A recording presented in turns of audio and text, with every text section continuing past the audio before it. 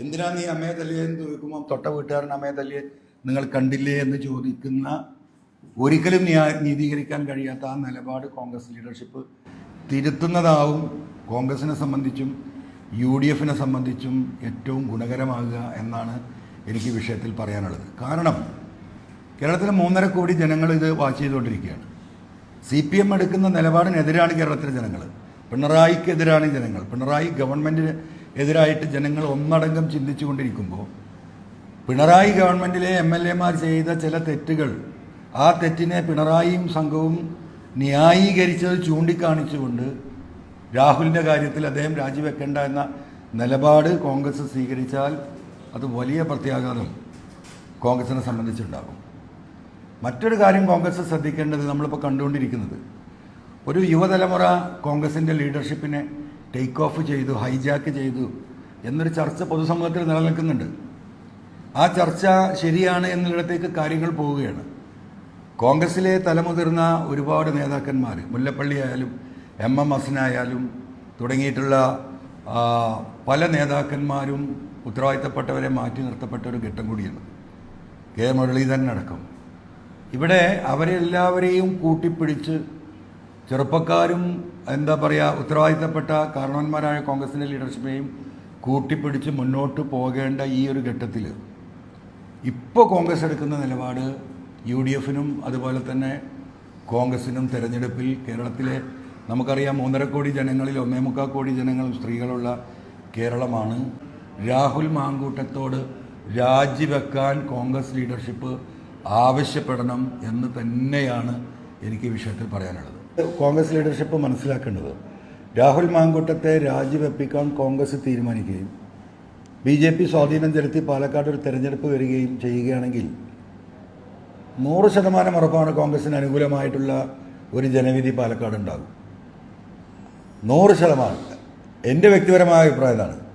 അത്തരത്തിലെ ഉന്നതമായൊരു തീരുമാനം, ധാർമ്മികമായൊരു തീരുമാനം എടുക്കാനുള്ള ശേഷി കോൺഗ്രസ് ലീഡർഷിപ്പ് കാണിക്കണം. അവിടെ ഒരു ഉപതെരഞ്ഞെടുപ്പ് ഉണ്ടാകുമെന്ന് ഭയപ്പെട്ടുകൊണ്ട് രാഹുലിനെ രാജിവെപ്പിക്കാതിരുന്നാൽ വരാൻ പോകുന്ന തെരഞ്ഞെടുപ്പിന് ഇനി ആകെ 268 ദിവസമാണ് ബാക്കിയുള്ളത്. ഈ പൊതുസമൂഹത്തിൻ്റെ മനസ്സിൽ നിന്ന് ഈ ചിത്രങ്ങളൊന്നും മായുന്ന സമയം പോലുമില്ല. അതുകൊണ്ട് രാജിവെപ്പിക്കുക, അദ്ദേഹത്തെ നിർദ്ദേശിക്കുക. രാഹുലിനോട് എനിക്ക് വ്യക്തിപരമായി പറയാനുള്ളത് രാഹുൽ രാജിവെക്കണമെന്നതാണ്. കാരണം അദ്ദേഹത്തിൻ്റെ അടുത്ത് തെറ്റ് പറ്റിയിട്ടുണ്ടെങ്കിൽ ആ തെറ്റ് പൊതുസമൂഹത്തോട് ഏറ്റുപറയാനും രാജിവെക്കാനും തയ്യാറായാൽ അദ്ദേഹത്തിന് അത് ഭാവിയിൽ അത് ഗുണകരമാകും. അല്ലാതെ അദ്ദേഹം എടുക്കുന്ന ഇപ്പോഴത്തെ ഈ ഒളിച്ചുകളിയും അദ്ദേഹം പ്രത്യക്ഷമായി ഈ വിഷയങ്ങളോട് പ്രതികരിക്കാതിരിക്കുന്നതും അദ്ദേഹത്തെ സംബന്ധിച്ച് വലിയ പ്രത്യാഘാതം രാഷ്ട്രീയമായും സാമൂഹികമായും വ്യക്തിപരമായും അദ്ദേഹത്തിന് വലിയ തിരിച്ചടികൾ ഉണ്ടാകുമെന്നത് മനസ്സിലാക്കാനുള്ള കേവല ബുദ്ധിയെങ്കിലും രാഹുൽ കാണിക്കേണ്ടതുണ്ട്. കേരളത്തിലെ ജനങ്ങൾ കാത്തിരിക്കുന്ന അദ്ദേഹത്തിൻ്റെ മറുപടിയല്ലേ, അതിനെന്തിനാണ് നേതൃത്വം വിലക്കുന്നത്? അതിപ്പോൾ വാർത്തകളല്ലേ, അതിൻ്റെ നിജസ്ഥിതി എന്താണെന്ന് നമുക്കറിയില്ല. അദ്ദേഹത്തിന് പ്രതികരിക്കണം. അദ്ദേഹത്തിൻ്റെ ഭാഗത്ത് ന്യായമുണ്ടെങ്കിൽ അദ്ദേഹം ഇവിടുത്തെ പ്രശ്നം അതാണല്ലോ.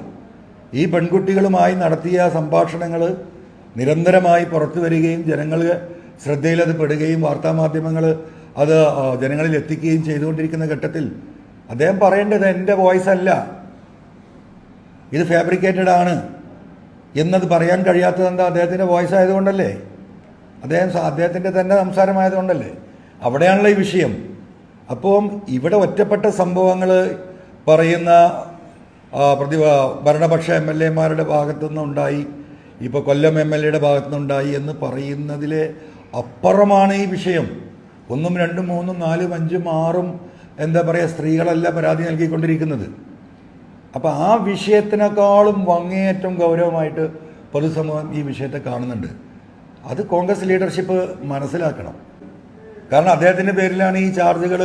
രണ്ടാമത് അദ്ദേഹത്തിൻ്റെ ടീമാണ് ഈ യൂത്ത് ടീം, ഇവരെയൊക്കെ വളർത്തുന്നത് അദ്ദേഹമാണ് എന്നുള്ള വാർത്തകൾ നിരന്തരമായി വന്നുകൊണ്ടിരിക്കുകയാണല്ലോ. അപ്പോൾ അദ്ദേഹം അതിൽ നിർണായകമായ തീരുമാനം എടുക്കണം.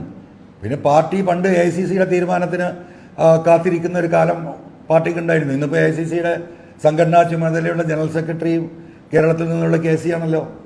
KCക്കും ഈ കാര്യങ്ങൾ ബോധ്യപ്പെടുമല്ലോ. ഇത് നീട്ടിക്കൊണ്ടു പോകുന്നത് എന്തായാലും അദ്ദേഹത്തെ വെച്ചുകൊണ്ട് മുന്നോട്ട് പോകാൻ കഴിയുന്ന സാഹചര്യമല്ല വാർത്തകളിൽ നിന്ന് നമ്മൾ മനസ്സിലാക്കുന്നത്. അതുപോലെയുള്ള എന്താ പറയുക, ഇത്തരത്തിലുള്ള പുതിയ പരാതികൾ വന്നുകൊണ്ടിരിക്കുകയാണ്. എന്നെയും സമീപിച്ചിരുന്നു കഴിഞ്ഞ 2 ദിവസത്തിനിടയിൽ. ഈ വിഷയത്തിൽ ഒന്ന് ഇടപെട്ട് തരാൻ സാധിക്കുമോ? പരാതിയുള്ളവരാണ്.